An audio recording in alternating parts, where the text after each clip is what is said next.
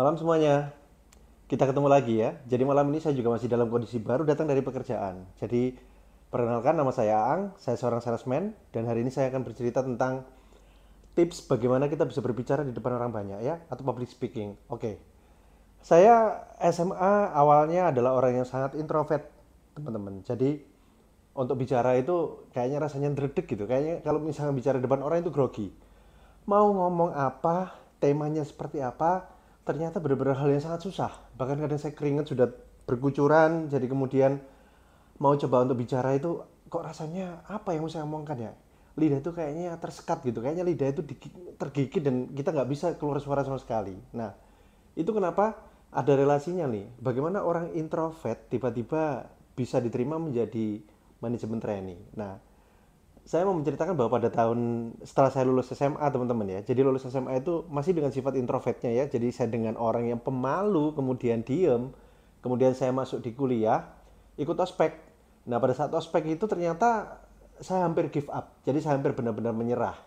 Kenapa? Karena kalau kita bilang pada zaman itu yang namanya bully, yang namanya perpeloncoan itu hal yang sangat biasa. Jadi kalau misalkan kita datang di kampus disuruh buat keplek yang ukurannya berapa ya? Sekitar 1 meter dikali panjangnya 2 meter itu hal yang biasa. Tulisan kemudian topi juga pakai bola yang kemudian dipotong separuh dicat. Kemudian kita pakai juga raffia, kemudian segala macam lah. Di PR-nya juga kita disuruh buat bawa bekal ya, bawa bekal telur telur mata sapi yang melirik ke kanan, melirik ke kiri. Itu adalah yang pada waktu itu sangat-sangat lumrah dan biasa gitu. Tapi karena memang mentalnya dasarnya orang introvert, saya nggak bisa. Jadi pada waktu itu saya mau menyerah aja. Tapi ya alhamdulillah ya, ketemu sama teman-teman yang sangat mensupport. Jadi teman-teman yang bisa membantu mengajak untuk bisa melalui itu semua dan menjadi kawan sejati lah. Jadi mereka adalah teman-teman yang ketika mulai dari kita masuk ditemani, didampingi, disupport hingga akhirnya kita lulus. Nah, pada waktu itu saya masih menjadi orang yang cukup introvert. Jadi saya melewati masa ospek, ternyata alhamdulillah berhasil berhasil untuk lulus ya, karena memang bagi mereka yang tidak ikut ospek itu cukup berat. Kenapa berat? Karena kita orang-orang yang lulus ospek itu adalah orang-orang yang luar biasa. Mereka melalui tahapan mulai dari ospek universitas, kemudian ospek fakultas, kemudian jurusan, dan jalurnya itu ada 3. Itu semua juga nggak main-main teman-teman. Jadi semuanya di situ kita diperkenalkan tentang budaya di kampus, tentang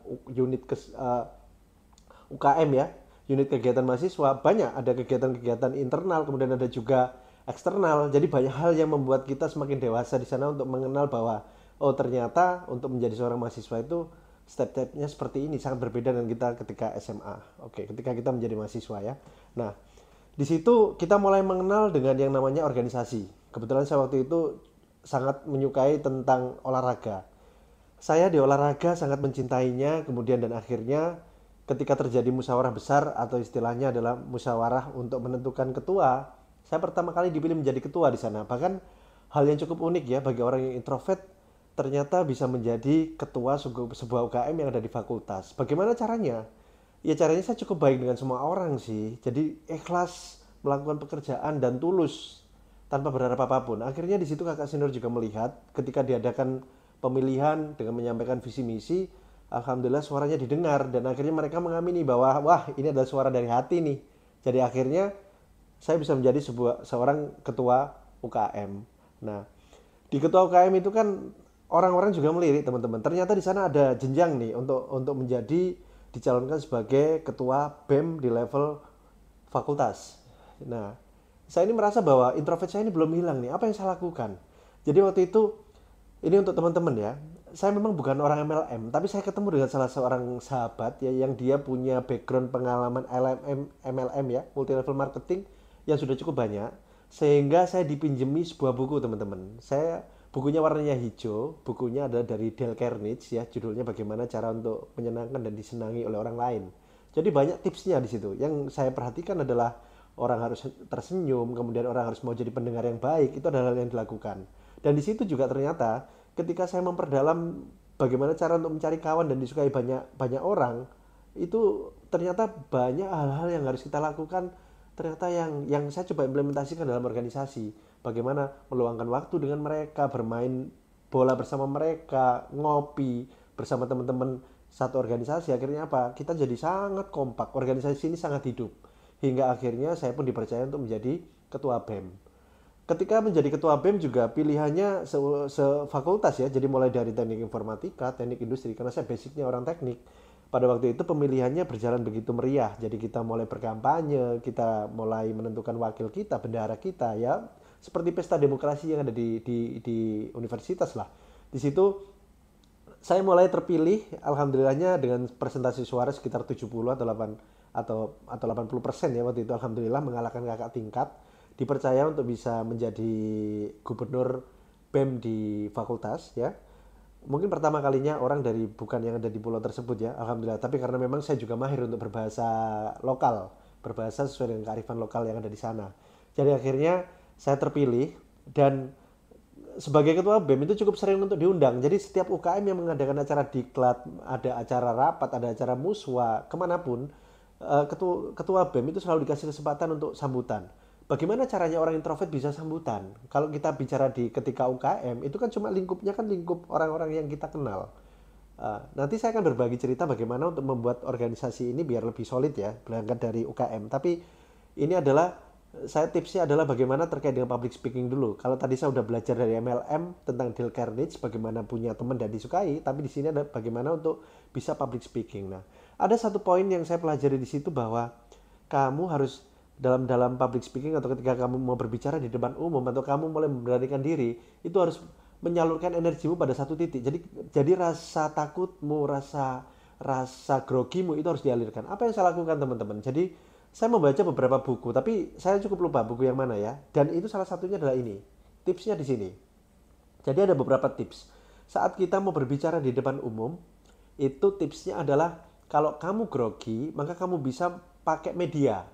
Nah, media yang saya pakai waktu itu ada pulpen atau pensil. Jadi saya membawa pulpen ini, saya tekan dengan sekeras-kerasnya seluruh energi negatif saya, seluruh rasa takut saya buang ke sini teman-teman. Jadi semuanya saya ini arahkan semua rasa takut dan semua tenaga saya ke sini. Sehingga apa? Ini saya tekan sekencang-kencangnya, semua energi negatif saya buang ke sini, saya pegang dan di situ saya berusaha untuk menyampaikan terkait dengan pidato. Dan dalam menyampaikan pidato, ini ada satu trik lagi bahwa apa? Ketika kamu mau menyampaikan pidato di depan banyak orang, kalian cukup membawa satu quote ya. Contohnya kalau misalkan dari Steve Jobs nih, stay hungry, stay foolish. Kalian bisa ambil satu quote itu aja, satu kuota ya. Quote itu kalian ambil, itu yang kalian jabarkan. Bagaimana tentang organisasi, bagaimana tentang kehidupan, bagaimana kalau orang itu datang dengan gelas kosong di mana dia harus masuk ke organisasi itu harus dari gelas kosong yang tidak punya ilmu, kemudian dia merasa tidak tahu apa-apa, baru kemudian dia diisi dari ilmu, diisi penuh, di situ kita merasa stay hungry, stay foolish. Hal seperti itu saya lakukan teman-teman. Jadi itu adalah step pertamanya. Kedua, kalau ketika kita sudah mulai mahir untuk mengendalikan emosi, buang media ini, pindahkan ke kaki kita atau tangan. Jadi tangan Anda juga bisa meremas gini sebagai bentuk untuk meluapkan, mengalirkan rasa grogi, atau kaki. Jadi kaki Anda karena pakai sepatu kan, jadi kalian bisa coba untuk ditekankan aja ke dalam ya, ditekankan ke dalam, energinya dibuang ke situ dan insya Allah sih itu bisa membuat kita untuk lebih percaya diri dan lebih confident. Itu adalah hal yang saya lakukan untuk bisa membuat percaya diri. Jadi saya melatih itu juga bukan sehari 2 hari, bukan 3 hari, 3 kali, 4 kali, 5 kali, tapi waktunya cukup panjang karena dari organisasi saya ketika masuk kampus menjadi maba, kemudian menjalani kuliah seperti biasa, kemudian masuk di organisasi olahraga, kemudian jadi ketua di sana dipercaya, belajar untuk memimpin sekitar 80 sampai 150 orang ya di organisasi Tofatek itu, organisasi olahraga saya, tim olahraga Fakultas Teknik. Kemudian saya menjadi gubernur yang membawai seluruh fakultas terkait dengan kebijakan, terkait dengan kebutuhan mahasiswa. Saya berada di titik paling tengah lah, termasuk dengan komite Yayasan Ikatan Orang Tua Mahasiswa ya. Jadi di situ saya memperjuangkan semuanya. Tapi yang pasti dari orang introvert berubah dari ekstrovert itu bukan hal yang mudah, tapi bukan berarti tidak mungkin. Jadi di situ akhirnya apa? Saya justru bisa merubah warna. Yang awalnya orang pendiam, saya menjadi aktif, menjadi berani ngomong di depan orang banyak, berani untuk berbicara di depan umum. Yaitu tadi, ambil satu kota, energi kita tentang rasa grogi dibuang, dialirkan. Itu adalah hal yang lakukan. Itu adalah hal yang saya lakukan. Jadi saya pun percaya bahwa semuanya teman-teman bisa merubah untuk bisa mulai berani berbicara di depan umum. Awalnya saya keringetan, saya derdek, saya grogi, pasti, tapi lama-kelamaan pasti terbiasa. Percayalah bahwa saat Anda balik lagi seperti ketika saya bicara terkait interview ya, ketika Anda bisa membuat suasana ini menjadi cair, mereka bisa tertawa, mereka bisa fokus ya, maka di situ adalah momen-momen di mana Anda bisa memenangkan perhatian dari audiens. Bisa juga dengan cara kita buka dengan pantun atau kita buka dengan sesuatu yang lucu, dengan sanjungan, itu adalah banyak cara. Tapi yang pasti adalah apa? Bagi kalian yang dari introvert mau pindah ekstrovert, belajar untuk ngomong di depan orang banyak, tipsnya pertama, energi tadi rasa takutnya, groginya dibuang dulu ke media. Atau nanti kalau sudah lebih mahir, pindah ke tangan atau pindah ke kaki. Lama-lama pasti akan terbiasa, pasti akan bisa berbicara dengan lancar ya. Harapan saya seperti itu, bahwa kalau saya bisa, teman-teman juga pasti bisa. Mungkin saya juga masih belum terlalu lancar, karena percayalah bahwa dalam hidup itu semuanya adalah proses belajar. Tapi kita selalu bisa mengeksplor diri kita untuk menjadi lebih baik. Jadi kalau misalkan, loh saya takut untuk ngomong nih, percayalah dengan melalui kebiasaan, dipaksa, terbiasa, dan akhirnya menjadi karakter Anda, semuanya akan bisa berubah kok. Mari kita sama-sama bisa belajar untuk public speaking dan berani berbicara di depan orang. Terima kasih.